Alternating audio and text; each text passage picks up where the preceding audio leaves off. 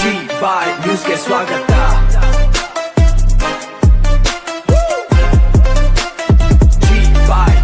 ನಮಸ್ಕಾರ.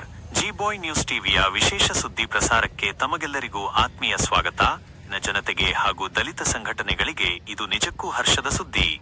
ಹಲವು ದಶಕಗಳ ಕನಸು ಕೊನೆಗೂ ನನಸಾಗುವ ಸಮಯ ಹತ್ತಿರ ಬಂದಿದೆ. ಚಿಂತಾಮಣಿ ನಗರದ ಹೃದಯ ಭಾಗದಲ್ಲಿ ಸುಮಾರು 20 ಕೋಟಿ ರೂಪಾಯಿ ವೆಚ್ಚದಲ್ಲಿ ನಿರ್ಮಿಸಲಾಗಿರುವ ಅತ್ಯಾಧುನಿಕ ಹಾಗೂ ವಿನೂತನ ಮಾದರಿಯ ಡಾ.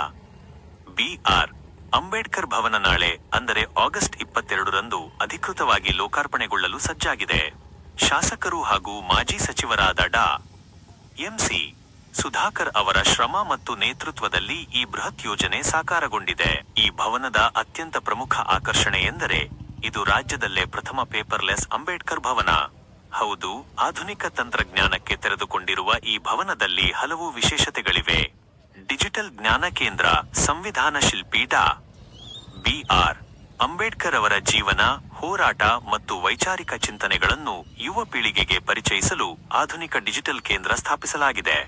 ಶೈಕ್ಷಣಿಕ ನೆರವು, ವಿದ್ಯಾರ್ಥಿಗಳಿಗಾಗಿ ಕಂಪ್ಯೂಟರ್ ವ್ಯವಸ್ಥೆ ಹಾಗೂ ರಸಪ್ರಶ್ನೆ ಸ್ಪರ್ಧೆಗಳ ಮೂಲಕ ಅಂಬೇಡ್ಕರ್ ಅವರ ಕುರಿತು ಜ್ಞಾನ ಹೆಚ್ಚಿಸಿಕೊಳ್ಳಲು ವಿಶೇಷ ಅವಕಾಶ ನೀಡಲಾಗಿದೆ.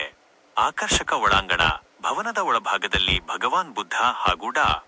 ಬಿ.ಆರ್. ಅಂಬೇಡ್ಕರ್ ಅವರ ಭವ್ಯ ಬಿಳಿಶಿಲೆಯ ಪ್ರತಿಮೆಗಳನ್ನು ಪ್ರತಿಷ್ಠಾಪಿಸಲಾಗಿದೆ.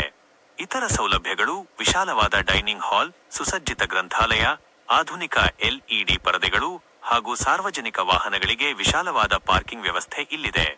ಕಾರ್ಯಕ್ರಮದ ವಿವರಣೆ. ಈ ಐತಿಹಾಸಿಕ ಉದ್ಘಾಟನಾ ಕಾರ್ಯಕ್ರಮದಲ್ಲಿ ರಾಜ್ಯದ ಉಪಮುಖ್ಯಮಂತ್ರಿಗಳು ಹಾಗೂ ಸಚಿವರಾದ ಬೈರತಿ ಸುರೇಶ್, ಈಶ್ವರ್ ಖಂಡ್ರೆ, ಕೆ.ಎಚ್. ಮುನಿಯಪ್ಪ ಸೇರಿದಂತೆ ಹಲವಾರು ಪ್ರಮುಖ ಗಣ್ಯರು ಭಾಗವಹಿಸಲಿದ್ದಾರೆ. ತಾಲೂಕು ಆಡಳಿತ ಹಾಗೂ ತಹಸೀಲ್ದಾರ್ ಸುದರ್ಶನ್ ಯಾದವ್ ಅವರ ನೇತೃತ್ವದಲ್ಲಿ ಕಾರ್ಯಕ್ರಮಕ್ಕೆ ಸಕಲ ಸಿದ್ಧತೆಗಳು ಪೂರ್ಣಗೊಂಡಿವೆ.